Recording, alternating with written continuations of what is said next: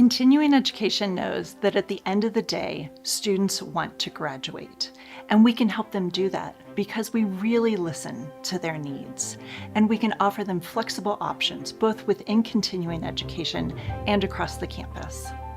We don't take a cookie cutter approach. We realize each student comes with their own story. So whether it's a part-time student looking to complete a degree program or someone just looking for online courses, we're there to connect them to the resources of the university.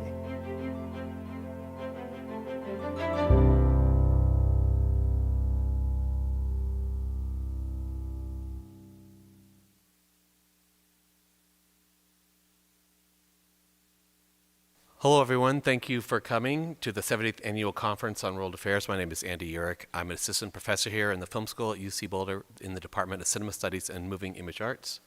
For recording purposes, today's date is Wednesday, April 15th, 2026. It is 1 p.m. Mountain Time, and the panel title is Why We Need to Preserve Independent Cinema. I'd like to briefly read the University of Colorado Boulder's land acknowledgement. The University of Colorado Boulder, Colorado's flagship university, honors and recognizes the many contributions of indigenous peoples in our state. CU Boulder acknowledges that it's located on the traditional territories and ancestral homelands of the Cheyenne, Arapaho, and Ute, and many other Native American nations. Therefore, its removal from these territories has caused devastating and lasting impacts. While the University of Colorado Boulder can never undo or rectify the devastation wrought on indigenous peoples, we commit to improving and enhancing engagement with indigenous peoples and issues locally and globally. So again, my name is Andy Urich. We have two amazing guests. So I'll briefly tell you who they are. They will talk about their projects in a second. Sandra Schulberg of Indie Collect. You can clap. Sorry to be Jeb Bush about it. And Maya Cade from the Black Film Archive and Milestone Films. You don't have to clap for me, but clap for them, okay? So what's this panel about? So as many of you know, all of you know, Sundance, the Sundance Film Festival is coming to Boulder in January of 2027. And with them coming, I started to think about what I'm interested in, which is preservation, which is history, which is archiving. And so I wanted to create a panel around the topic of the need to preserve independent cinema. And when I thought about that topic, I thought of these two individuals and their projects, because for me, there are some of the most exciting film preservation efforts in the last 5 to 10 years. Why? Because they are addressing a need that institutional archives weren't and can't fully achieve on their own. We need their advocacy and their refiltering to save films, to bring them to new audiences, to make them make sense again in exciting new ways. So that's why I invited them.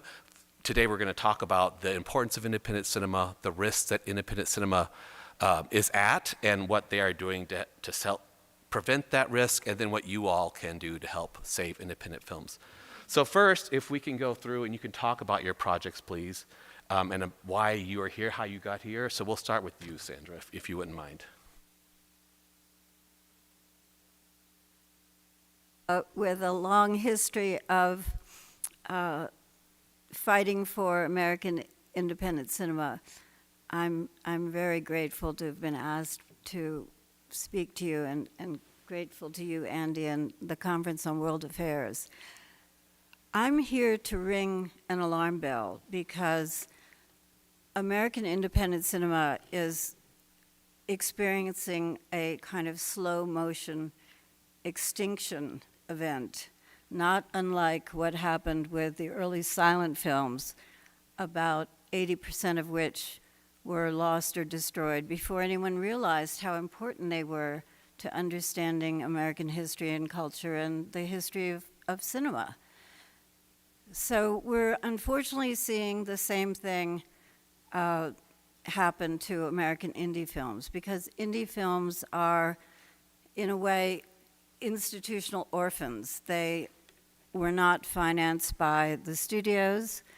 They often had distribution for a short period of time, in some cases not so short, anywhere from 5 to 10 to 15 to 20 years, but they're not owned by a distributor like a studio that may have a vested interest in making sure that they survive.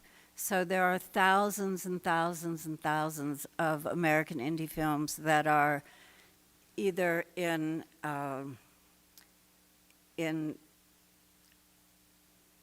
limbo, let's say, and I can go into that in more detail. they're in limbo and they're in danger of either being trashed, or they're in danger of deteriorating because they're not being kept in proper archival conditions, or they are being saved, they have been conserved, but they are in danger of being lost from view because they still only exist in a what we now call an antiquated format, one that has served us for over 100 years, and that's celluloid, a remarkable film recording medium. Or they are on, in some cases, they only exist on very fragile forms of videotape, which puts them at even greater risk. So what I discovered in the course of, I was a movie producer, an indie movie producer for about 3 decades, but also always an activist on behalf of my fellow filmmakers.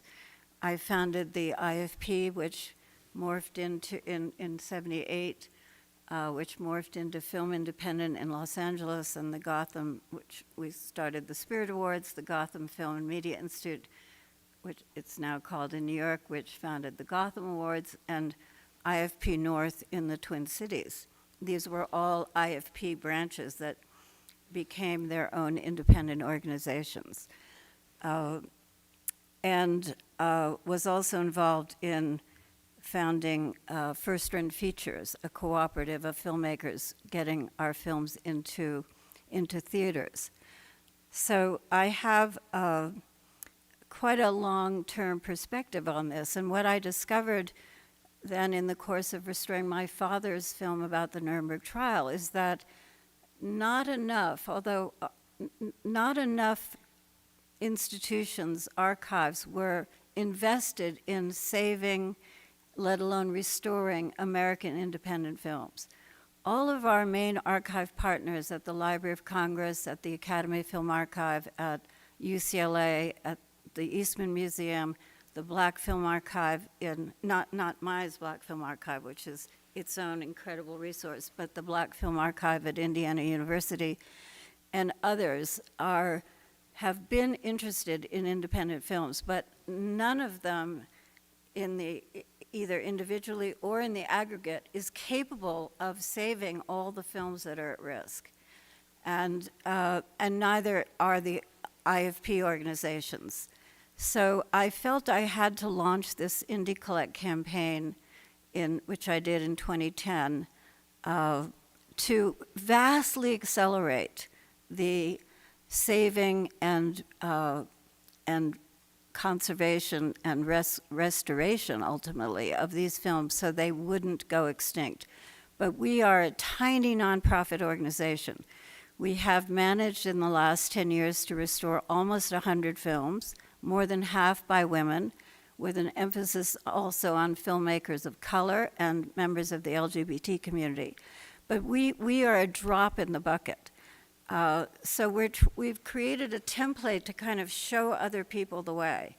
And of course we have fantastic colleagues like Maya at Milestone who have had a long history of restoring important indie films. But again, we're very, very small. There needs to be a national recognition of the need to conserve this body of work and make it searchable and accessible.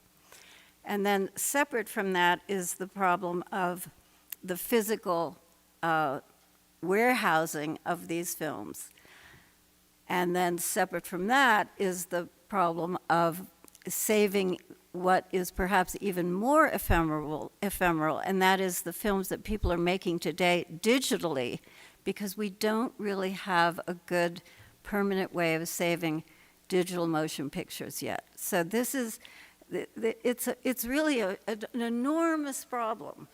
And I'd love to engage with you in more detail about maybe some of the ways that we can try to solve this problem and why it's important to do so. We have, been changing the canon by choosing which films to restore, DEI, which has become a dirty word under the Trump administration, is really built into Indie Collect's DNA.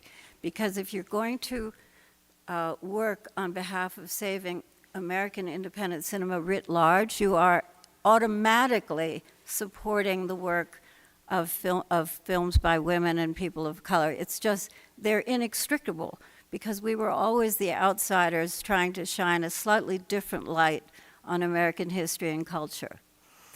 I'm going to stop there and pass the baton to Maya, and then we'll engage in more dialogue. All right. Hello.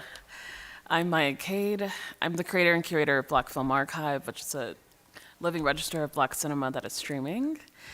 I am also the incoming president of Milestone Films. And Black Film Archive began as a fascination, really. I think that many people, I started the work in the summer of 2020 during the George Floyd protests. And many people were saying that all Black films are racist, all Black films are prejudiced, that they cannot contain the weight of Blackness. And instead of shaming people for that opinion, I decided to build Black Film Archive from the ground up. So every part of the site is written by me, it's researched by me, and I think that it speaks to a strong problem of awareness. I think that awareness building is something, my background is strategy, so I do strategic thinking and work previously for nonprofits, startups, etc. And so thinking about my love for cinema and how little people know about cinema, the Black Film Archive became the answer to that. And it exploded overnight. When it launched in August of 2021, the LA Times called me the same day, NPR called me the next day. I was on All Things Considered. 6 months later, I had a profile in the New York Times. Like, it really was a mind-blowing moment, but it came from a true consideration of how to share my deep love of Black cinema. Through the expansive nature of Black Film Archive, I was able to be a scholar in residence at the Library of Congress, where I was really able to think critically about the preservation and access of cinema. And really something that my instinct of awareness is something that we can get into as well. My instinct of awareness, I think awareness is the lowest tier of knowledge, actually, that awareness has to be a bridge to build somewhere else. So I think the tangibility of preservation, ensuring that something people can keep being aware of something is essential.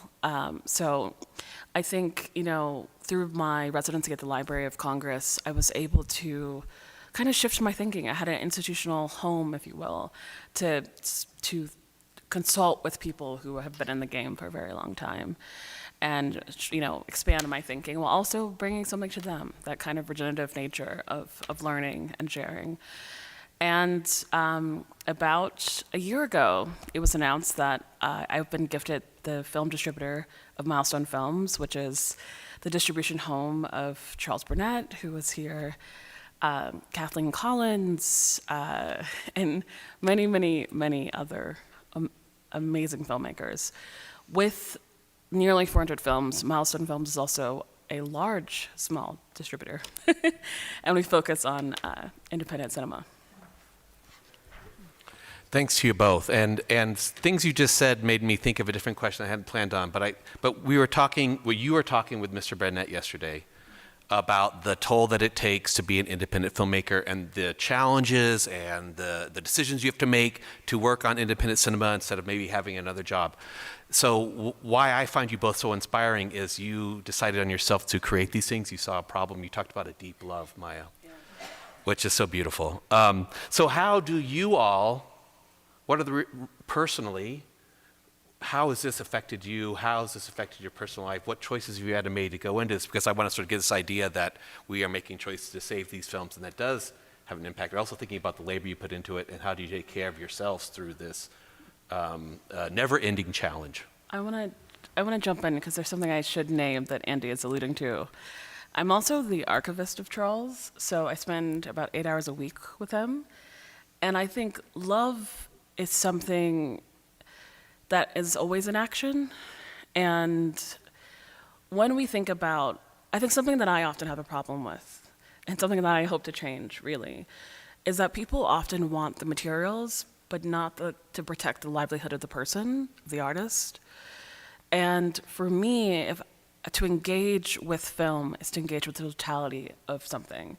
It's not just the sexiness of this is the best film of all time. It's not just the idea that, this has been lauded, so we must now cherish it, or that it made the Library of Congress annual list. It's about, especially now as a film distributor, it's about taking risk. I think that we are in an industry that wants something to be a guaranteed success. And by doing so, we forget about protection of the artist. So why do I get into it and how do I maintain love for it? I want to ensure that someone can't say someone is trying, because I really try and I really care.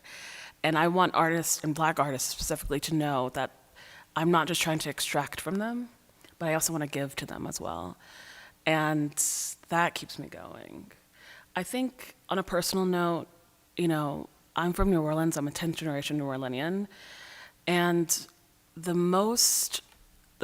first lesson you learn as a child in New Orleans is you are in a community with others. Like, you can't survive. Like, when we think about evacuation for a hurricane, we check in on our neighbors to ensure that they are also evacuating, that their needs are taken care of.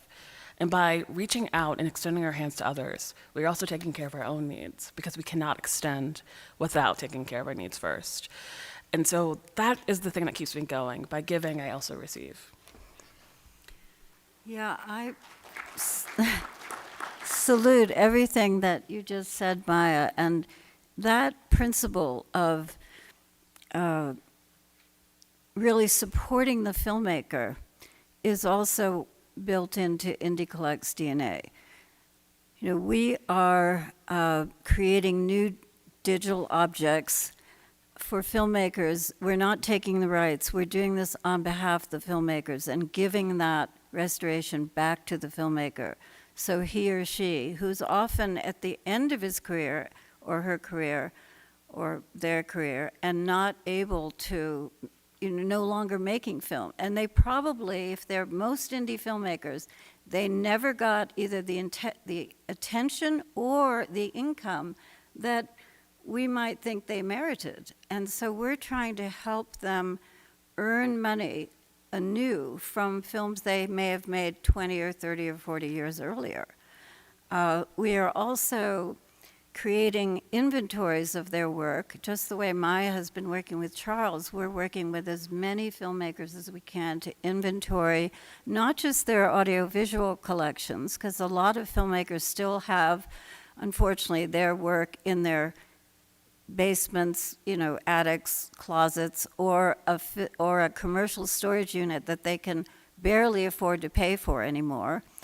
And we're trying to place their collections of papers, photographs, and audiovisual materials at one of the archives that we collaborate with.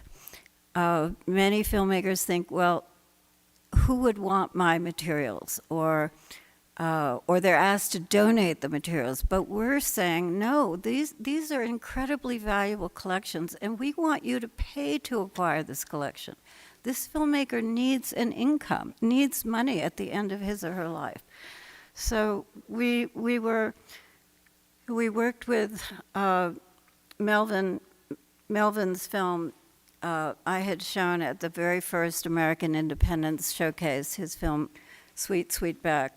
And we worked with Melvin just before his death and then after his death with his family to inventory his entire archive and sell it to the Smithsonian's Museum for African American History and Culture. It was valued at, based on my appraisal, at $400,000. And people don't realize that Melvin was his New York City apartment maintenance was being paid for by a white philanthropic couple. that family did not have the money that you might assume. And so this money that was paid by the Smithsonian was very needed by the family. And we're in the process of selling other collections at the moment to where, wherever we can, but we're working with Warrington Hudlin on the Black Filmmaker Foundation collection. Back in 2018, we got the New York Public Library Schomburg Center to pay him $90,000 for his collection of the whole history of Black independent cinema, a Browse collection that we determined was at least as valuable as that. And now we're working to archive his papers and present them for sale. So, but we're also working with filmmakers you might not have heard of and trying to place their materials. So this is one of the ways in which we're trying to make sure that this historic, the various facets of American indie cinema are available to study by scholars to come and are also accessible. Now, one of the things we've also articulated is a filmmaker bill of rights, because we believe that indie filmmakers should have the right to have their work placed at a nonprofit archive, stored at no cost to them.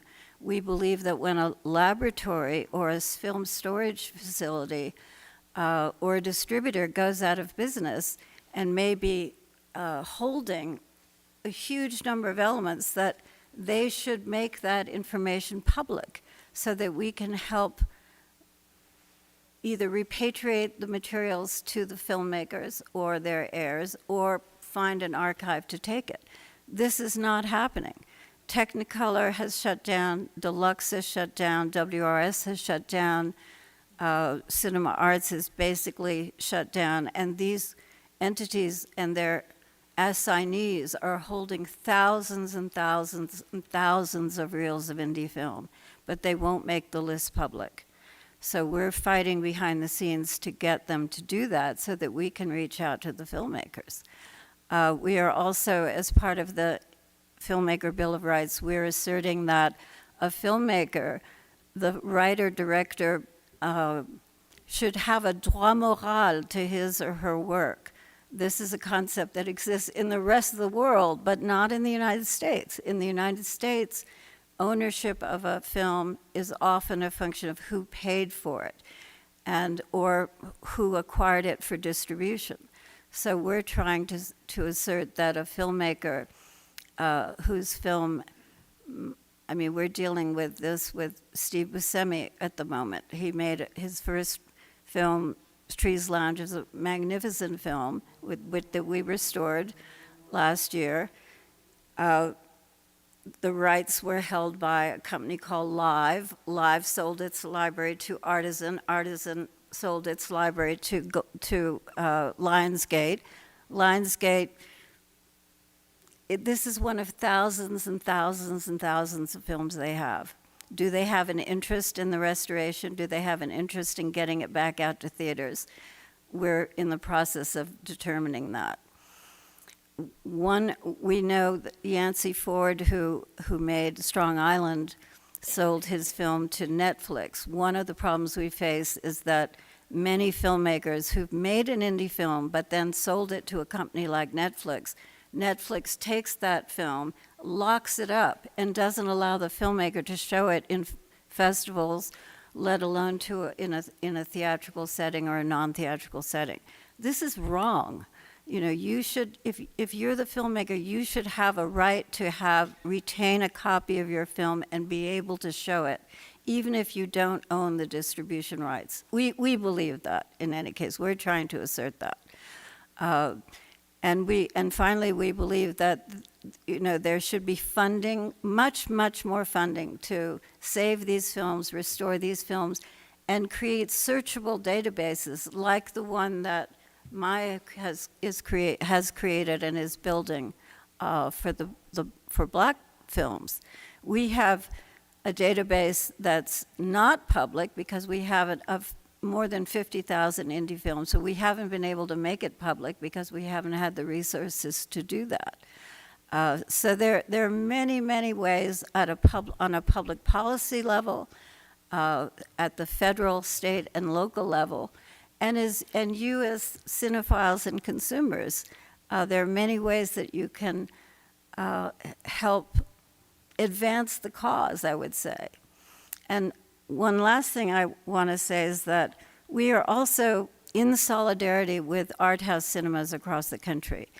The Art House Convergence represents, over 600 cinemas, both commercial and non-commercial. And we strongly believe in the survival of these cinemas. We make 4K restorations that are meant to be seen on a big screen. And tomorrow I hope you'll come to see Nation Time, a film we restored by Bill Greaves. But we really are fighting to support these theaters, and you can do that in your own community by making sure you go to the movies, not just watch the films on your home television, but also by asking them to show films that you'd like to see, because local theaters, especially art houses, try to be responsive to audiences, and hearing from you is a wonderful way for you to, from the ground up, support what Maya and I are trying to do. So thank you for that. Thank you both for your honesty and passion. So you've talked about some of this already, about why these movies are at risk, specifically why indie films are more at risk than other types of maybe these are mainstream films. Indie films are mainstream films. Black films are mainstream films. All these films are mainstream films. So I just want to get that out of the way. Produced by Hollywood studios. Let me say that. Let's make that distinction. And so to help you understand this, you produced a film that played in 1987 at Sundance called Waiting on the Moon. Wait for the Moon. Yeah. Sorry, I have problems with prepositions. So last night I went through all the films that played at Sundance that year. There was 82. So 41 of them, just around, that's exactly half, you can stream, you can buy Blu-rays or DVDs. Another 3 of them are not, that you can watch them in theaters, they're on DCPs, so you could have the IFS here in town or the Dairy Arts Center's program, but you can't just watch it automatically. About 20% of them are not streaming, but you can find bad VHS rips on YouTube or other things like that, which we do not, we consider accessible. We benefit from those pirates, so we can watch these things. Pirates, enthusiasts, fans, thank you for your work. But that's not really restored necessarily in the way that we're talking about. And the income's not necessarily going to the filmmaker. No, it's going to whoever put them up online most of the time. About 10% exist in an archive, but we can't necessarily watch them unless you're a researcher who can go there. And then about 10% I couldn't find any information online about. So that gives you the sense that about half from 1987 Sundance you can watch easily. The other half are on these variety of sort of accessible, maybe totally missing, maybe totally lost. So that's the scale that we're talking about. Even, I guess that's 39 years. I guess that's a long time, but not really in the scale of the humanities or universities, right? If you study ancient literature, you're talking thousands of years. So let's talk about some of the examples that you found, maybe where films, you talked about some of the ownership rights. Are there other examples where you want to work on a film, but there's these challenges that make it hard to do, or you have to go to extra links to find them? Maya, do you have any examples of films that you can talk about that have these risks? Yes. I think a perfect example, so right now for Milestone, I'm incoming president, so I officially take over in September, but I'm getting my first slate together, if you will, of things that I've been dreaming about releasing. And one of the first acquisitions I made, because I'm a researcher, it was easy for me to find the proper rights holder and all of that work that goes into distribution. But the elements, the family was never in a position to maintain the elements that they have on behalf of the producer, the original producer. It's still, the rights are still with the family, but once you can no longer afford to pay a storage fee, as was said, or something, things like that can slip. And so I signed the film, I'm so eager to release the film, but now there's a hunt on, okay, how do we get the film? So there's calling FIAF archives, which is a group of archives that have a collective database on materials so that they know amongst that group who owns, or not owns, who has what. And this film did not come up on that FIAF search.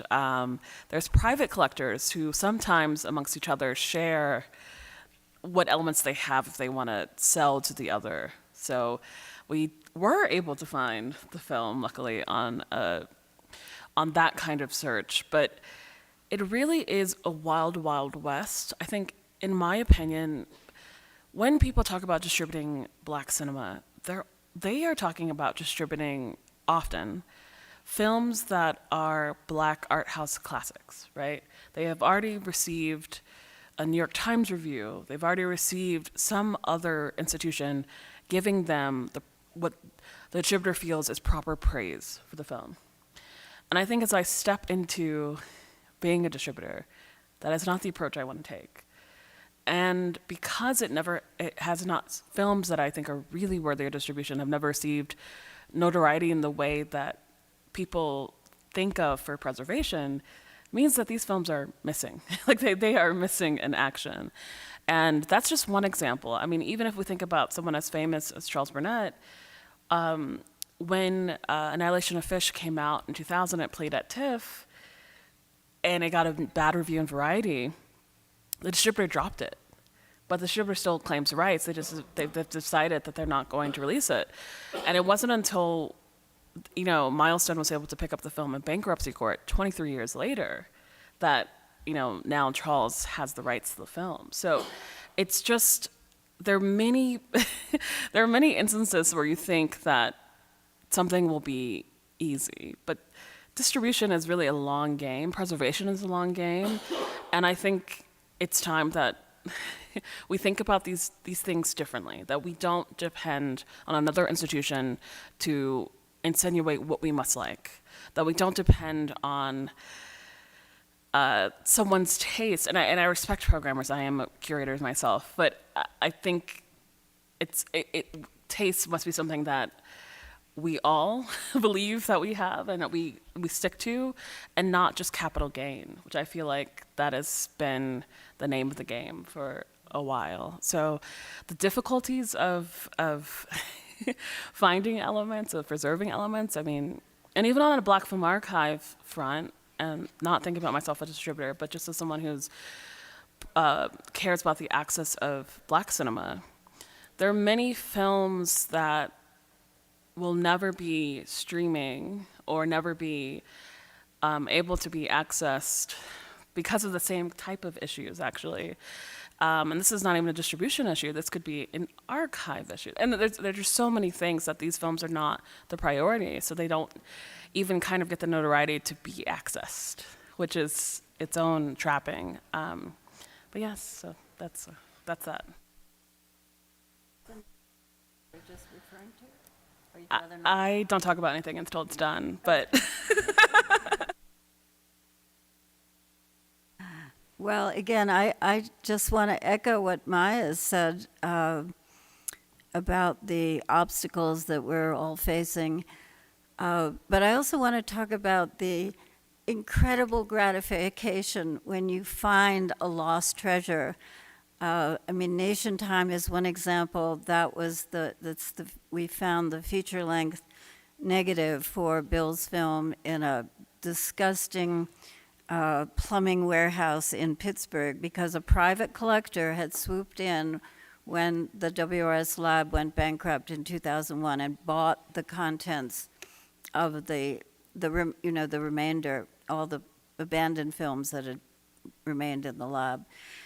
And there's this whole gray market that Maya alluded to slightly of private collectors, some of whom can become your allies, and some of whom are really passionate and good custodians of the films.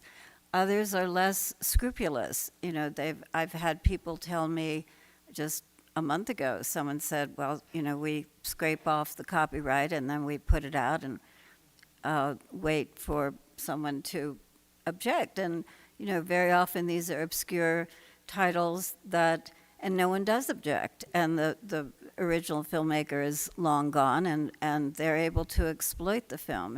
And he actually said, we believe, we believe at Indie Collect that even though you may be holding, a lab, for instance, may be holding the remaining, the original negative and or sound elements, that they don't own it. They're just the holders of it. They don't own it. They don't have the distribution rights to it.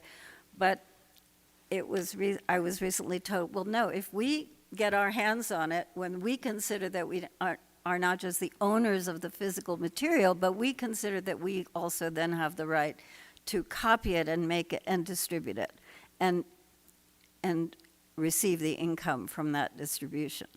So there are private collectors that we see as allies and others whom we work with because they're often holding things that we're looking for, and we want to cajole them into releasing that material to us so we can archive it. But the happy story with Nation Time, and WRS was a Pittsburgh lab. It was cheaper than the New York labs, and a lot of indie filmmakers on the East Coast use WRS. So you find surprising materials there. And Bill and Louise Greaves used WRS for a number of their films for that reason, because it was less costly. And that is where we found the complete negative for Nation Time, which had been sitting, as I said, in this, with the roof leaking, horribly damp and filthy warehouse. But the negative was in remarkably good condition, which is the other thing that amazes you. You hear about how vulnerable celluloid is, and it is, especially print stock. But negative stock is much sturdier, and you'd be surprised what it can withstand, even in terrible storage conditions. So we were able to save this film. We restored it. It premiered at the Museum of Modern Art, and then Kino Lorber acquired it. And it's a very rare artifact about the 1972 National Black Political Convention in Gary, Indiana. A really historic film. So that was, that just felt like such a victory for history, for us to be able to find that, a needle in a haystack, and restore it and get it back out. And Cane River is a similar story. That's a film that had never been released by Horace Jenkins, an incredible film that about colorism in one of the Louisiana communities of Cane River, which I'm happy to say we were able to find the original negative, restore it in cooperation with the Academy Film Archive, and Oscilloscope stepped up to re-release that film. And although no one had ever heard of it, we got it. We worked with Dan Berger at Oscilloscope to premiere it in New York. First of all, in Washington at the Smithsonian, and then in New York. And it got a rave review in the New York Times and in the New Yorker. And that put it on the map. And it's been recently included in a book by Will Haygood called Colorization, a history of Black cinema within the context of the white film industry. So that also felt like a victory.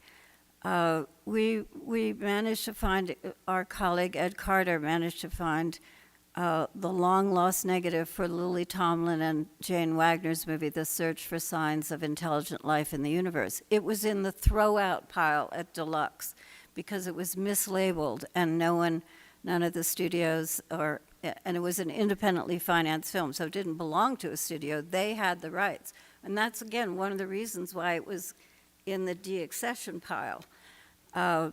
So we were able to restore that, and we're talking to various distributors about getting it re-released. And just a few weeks ago, we found the original reversal That's the original camera element for what I consider a famous film, the film that Claudia Weil and Shirley MacLaine made in 1974 when they went to China, called The Other Half of the Sky, with an all-women crew to report on what it was like to be a woman in China at the time. So we're now going to restore that film and try to get it re-released. It's been lost for it's been lost ever since it was made. And that was in the WRS lab as well, the remnants of the WRS lab. So, we know that there are treasures in these piles of film, but you have to be able to, we need a new national repository to collect all these films, inventory them, and document them, and bring them back into the canon before they're lost forever. So, but it is exciting along the way. I know I sound like doom and gloom, but it is so rewarding when you get your hands on one of these films and you're able to bring it back to life. We're going to talk more about successes like that. So I just want to briefly sort of summarize some of the reasons why films are at risk, these independent films. Third-party rights, if you make a documentary and you have a lot of historical footage, those rights only last for a couple of years, maybe for the first broadcast. I used to work at Washington University in St. Louis. We have the William Miles. They have the William Miles collection. I don't work there any longer. So I remember Harlem, Black Champions, these amazing documentaries. Half of it is third-party rights, so you can't release the film without spending a lot of money. They digitized the original interviews with people like Althea Gibson and stuff like that. Those are up online, but the documentary itself, we need to get a lot more money. So I'm saying this now in case anyone watching this in the audience or online is super rich and wants to give them $500,000 to release Black Champions or Black Stars in Orbit about black astronauts. Go for it. But so then there's lots of film labs, right? Filmmakers send the film prints to the labs, the negatives. The idea is they stay there for a long period of time to make copies. They get forgotten or they have an agreement. Over time, the paperwork gets lost, like you're talking about. Confusion over ownership, especially for independently produced films where you create an LLC just to make that one movie, and then who knows who owns it. So you might have the negative, but you can't really officially release it. So those are some of the reasons. But you talked, and thank you for making the switch, Sandra, to the successes. So Maya, can you talk about successes, and then maybe you can think of some more, because I want to start taking this as a positive thing, because Sandra's talking about we need a national organization. We do, but we also need to chip away film by film, person by person. Repository. Well, someone has to organize it. 100,000 square feet. Yeah. That's what we need. Again, that's Maybe the second here in risk Boulder. person. So Maya, do you have other? Yeah, I mean, I'd be remiss not to talk about Killer Sheep, Charles Burnett's film, which I talked about yesterday on the panel with Charles. But I do think that is kind of a beacon of success. Killer Sheep, it's one of those films, it premiered at the Whitney in 1978, and Charles made it as his student thesis. He never intended for it to receive distribution, so he used music that was innate to him. And so when it premieres at the Whitney and it becomes the film of the moment, and it starts to circulate on 35 because people are like, oh, I need to see this. Have you heard about this film? I need to see this. And it kind of has this kind of underground distribution moment because no distributor at the time wants to clear the music rights to play the film. Fast forward, in 1991, Charles goes to the Berlinale. He wins the Critics' Prize at Berlinale, and then he gets the funding to make his second film, My Brother's Wedding. And, still in Europe, he's freer to play Killer Sheep, so it becomes this other kind of success in Europe, kind of the James Baldwin effect, where black artists are revered in Europe and free to get funding and make the work that they want to make without the pressures of Hollywood. And so we fast forward again. In 2007, Milestone Films gets the funding from Steven Soderbergh and many other sources to clear the music rights for Killer Sheep and to properly release it for the first time ever. A film originally released in 1978. And so even then, music rights or music licenses for the type of film Killer Sheep was only lasted 5 years. It could not be cleared in perpetuity. So after 5 years, it went out of print again. And just recently, last year, I was able to be the consulting producer on the release. And Killer Sheep is in 4K, and all of the music is cleared in perpetuity. And it really is out in the world. And, you know, Killer Sheep, even without being out in the world, on Sight and Sound and the Decennial Poll names it the 40th best film of all time. And it's just one of those things where the echo kind of the film, even hearing about the film, has made it a movement around it. And it just makes me sad. It is a success, but it makes me sad in the sense that what could artists create if this film was free? What could Charles create if this film was free?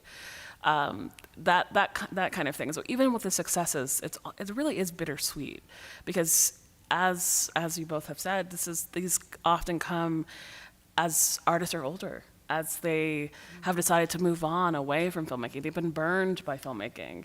So every success has a tinge of bitterness to it.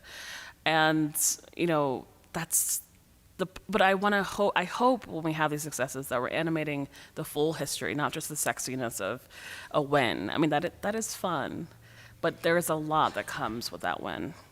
So. Yeah.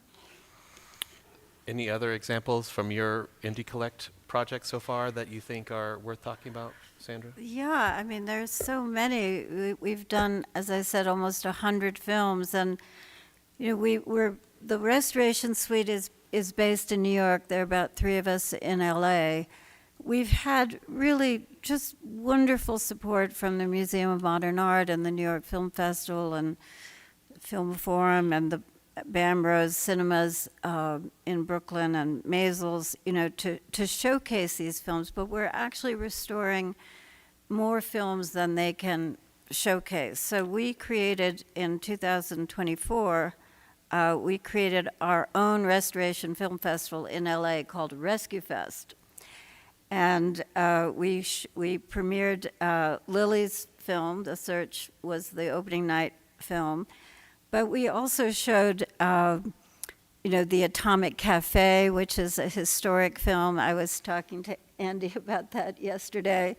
And Northern Lights, which had won the Camera d'Or at the Cannes Film Festival.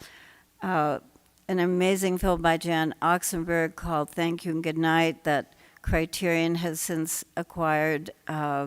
Melvin's first film, The Story of a 3-Day Pass, which you can see on Maya's website. An amazing film by, you know, so many women that I know and worked with made extraordinary feature films and then couldn't get arrested. And one example of that is Nancy Kelly, who made a film called 1,000 Pieces of Gold that premiered, that was at Sundance. And actually the same is true of Jan Oxenberg with Thank You and Good Night that premiered at Sundance and got extraordinary response, but no one ever wanted to give them the money to make a follow-up feature, despite extraordinary reviews. Another example of that that we showed also was Tokyo Pop by Fran Kazui, which we restored. And again, Kino Lorber acquired our restoration from Fran. I mean, we end up negotiating these deals because oftentimes the filmmaker has, you know, is no longer in contact with the distributors, doesn't know how to make these deals anymore. So we negotiate on their behalf, and they get the benefit. So that film has been re-released. We restored Jane Fonda's film FTA, which had been basically quashed at the time because it was so controversial about the tour. The Free the Army was the euphemistic title for FTA. They tended to say fuck the army, but it was actually very, very a movie that they made in 1972 about in support of the troops who were, you know, asking themselves what they were doing, especially black soldiers, what the hell they were doing in Vietnam, being asked to kill Vietnamese when they weren't getting proper treatment at home. So that's an extraordinary film that, again, Kino Lorber acquired. And an amazing film called Shadow Magic that we restored that had also premiered at Sundance, which we did without any support from Sony Pictures Classics. But after we did the restoration, which Ann and I raised the money for ourselves, they wanted to release a new Blu-ray, and now we're negotiating with them about acquiring the film again. So these are, some of the successes. And this year we premiered, 2025, we premiered Steve Buscemi's first film I mentioned, Trees Lounge, and also The Believer, which is Ryan Gosling's film that won the grand prize at Sundance and was, again, so controversial that its release was basically quashed. So we're trying to work to get that re-released. And I want to make a special note of Solomon Northup's Odyssey by Gordon Parks, which he made about Solomon Northup 30 years before Steve McQueen's film, 12 Years a Slave. It's based on the same memoir, but Gordon's film is I must say, I feel it's much, much more moving and sensitive, and it's and the humanity of it, and with the emphasis on the main characters and Solomon and his wife and children, and is just such a different take on the actual story than Steve McQueen's film.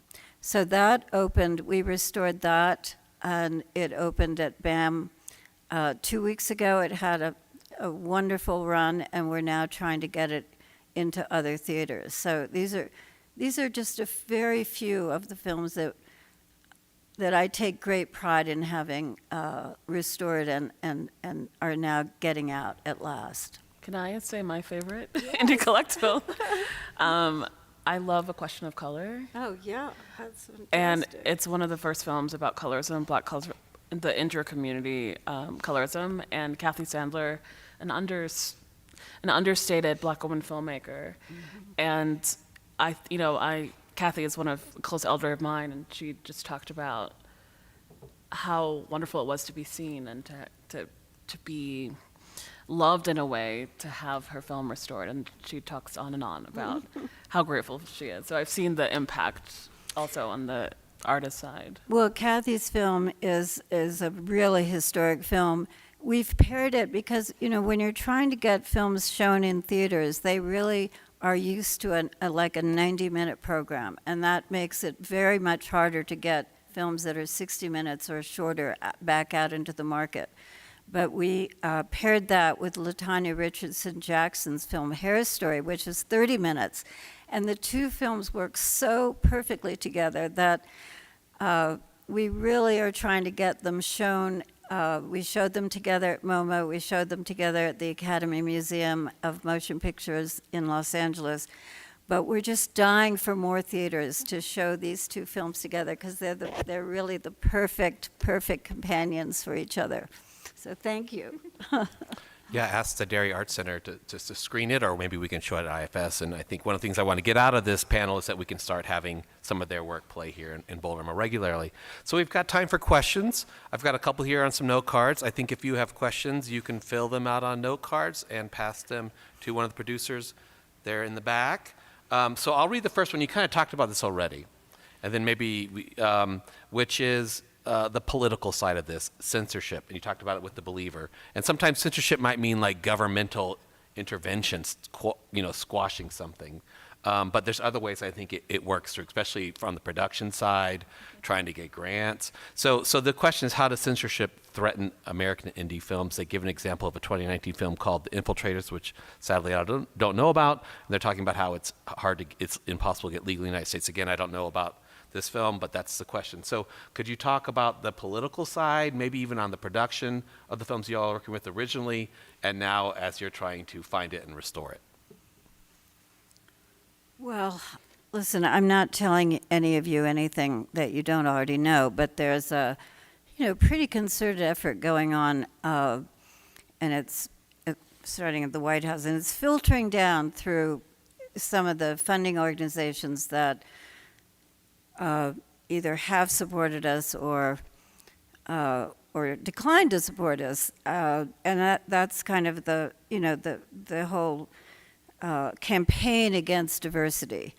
And as I said, diversity is really, it's like the beating heart of American indie film. So once you attack diversity, you're essentially attacking a whole body of work. And we see the impact of that, the National Endowment for the Humanities, the National Endowment for the Arts, the New York State Humanities Council had to disband.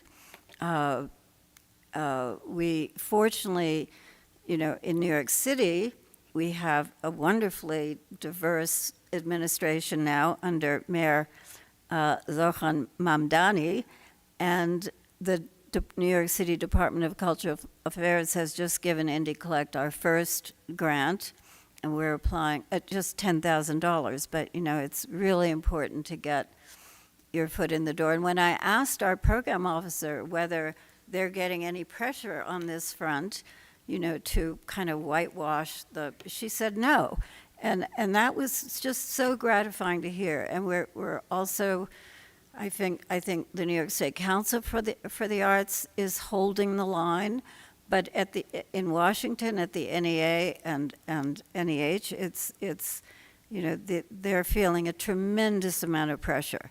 Not to mention that Carla Hayden, our Librarian of Congress, our first Black Librarian of Congress, was fired peremptorily. So this is for those of us doing the kind of work we do. These are direct assaults. These are direct assaults, and we just have to hang on. There's not nearly enough money for what we are trying to do in the best of times, and when there's an effort on to kind of whitewash American history, it's just that much harder.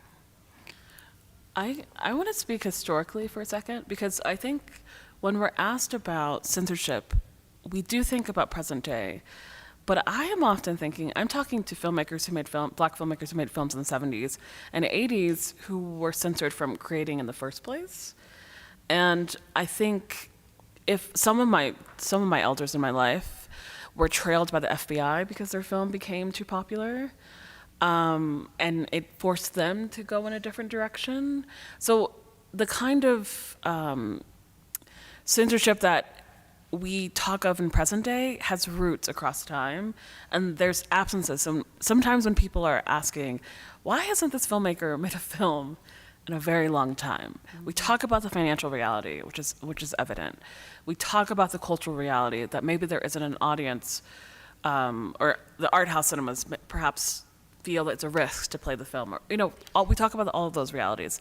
But there is the political reality that they have been silenced, and that it is an easier thing for them to form art in another way, personal art that they just don't release, because they have been silenced by an entity who thinks that their art is already too big. And yes, those are very evident across time.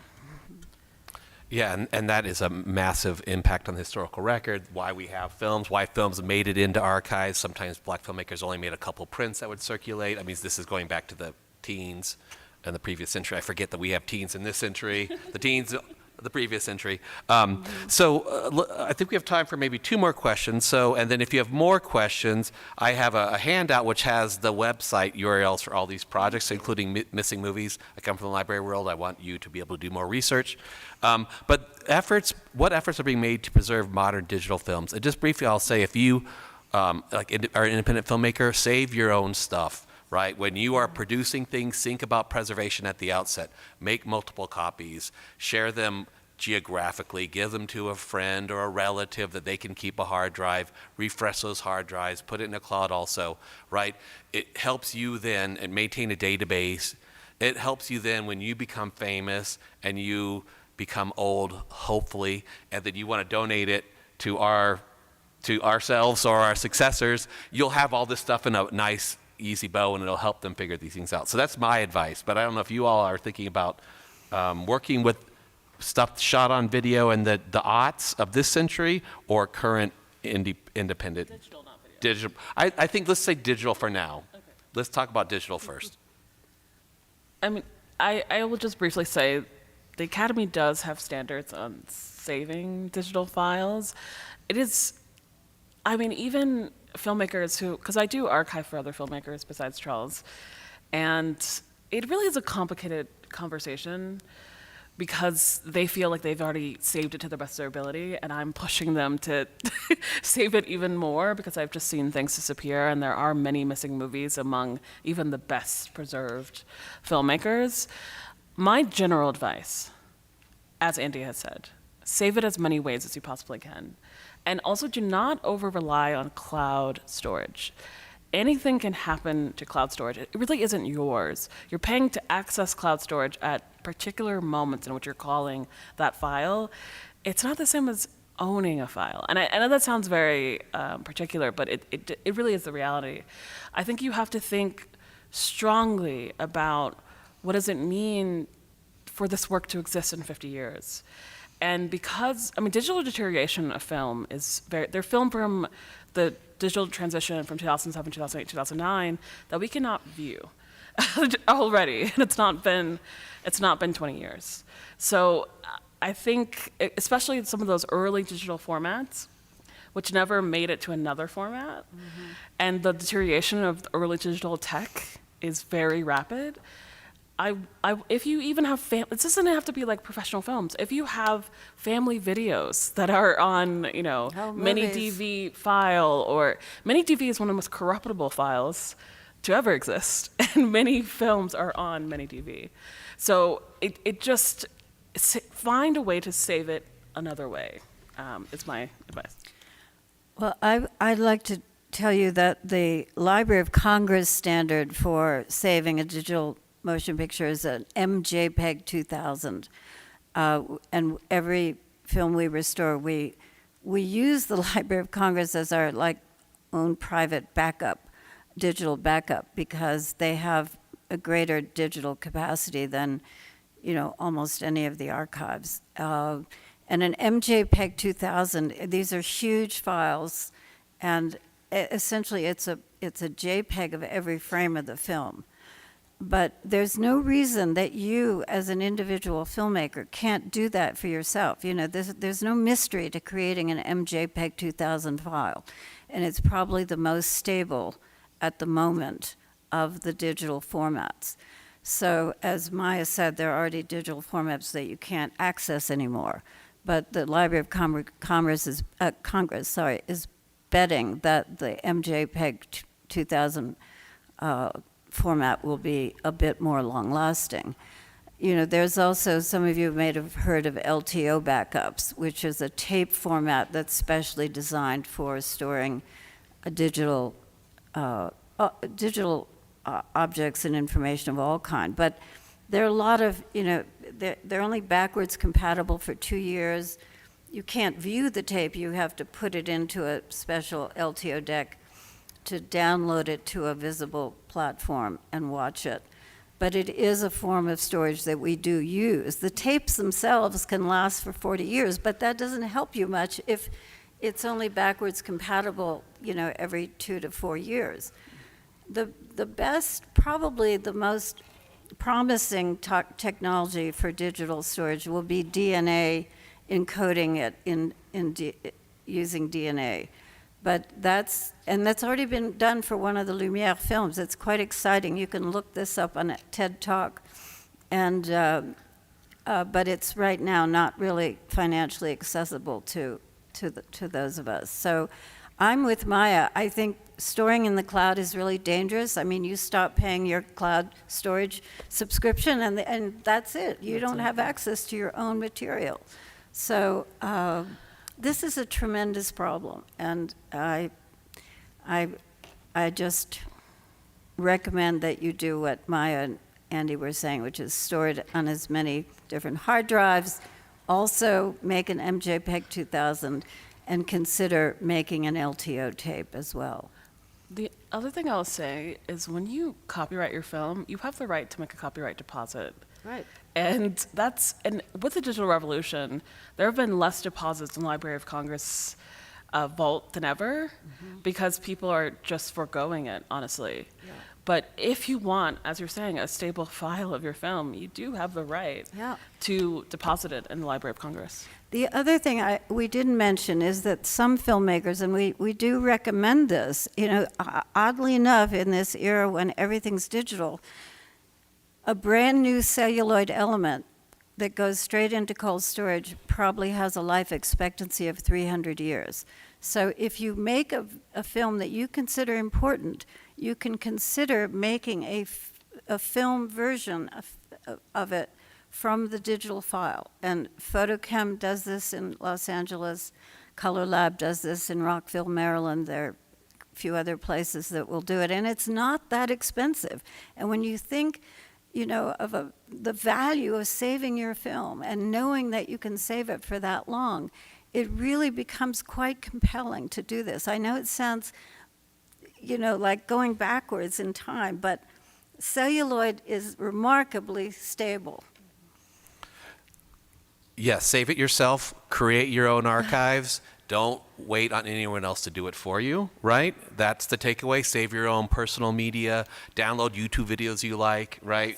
Then stuff will last for a long time. So we got 4 minutes. So briefly, I want to say, if we didn't get your question and you want to contact them, this has got URLs. There's a panel today at 5:30 talking about Sundance coming to Boulder, and then at 7:30 tonight at the IFS, there's the film The Farewell with the director Lulu Wang in person. Tomorrow night at 7:30 the IFS is Nation Time. Come get a poster. Come see it. Sandra, you will be there talking about it. Skinner Myers, yeah. Last question. How can CU Boulder help? How can you all, me, get involved to assist you in this? Well, I want to take this opportunity to thank all of you here in the audience. Any ideas you have about how you could help, please contact me at sandra.schulberg@indiecollect.org or come to the screening tomorrow. I also want to thank Garrett Savage, who's in the audience, who's a Boulder resident and a supportive Indie Collect, and he's doing some amazing work here as well with the Schmier Fellowship for Editors and a new initiative that he's launching that'll be sort of in relationship to Sundance. So thank you, Garrett. Your support means a hell of a lot. So I will leave it there. Thank you again. I just will say, supporting Black Film Archive and supporting Milestone Films, I think it comes down to ensuring that when a film plays at your art house, that you're there. That and it sounds simple, but I think there are very few ways now that artists are directly paid. And by seeing their film or buying the DVD or renting the film, the artist is directly paid. And that is what I will leave it. Think about ways, if you support someone, you have the ability right at this very moment to support them directly. I hope that we all are encouraged to do so. Thank you so much. Maya, Sandra, I've learned so much from you all from afar. I've been inspired by your work, and I'm learning a lot more from you here. So let's give them one last round of applause. And posters and handouts.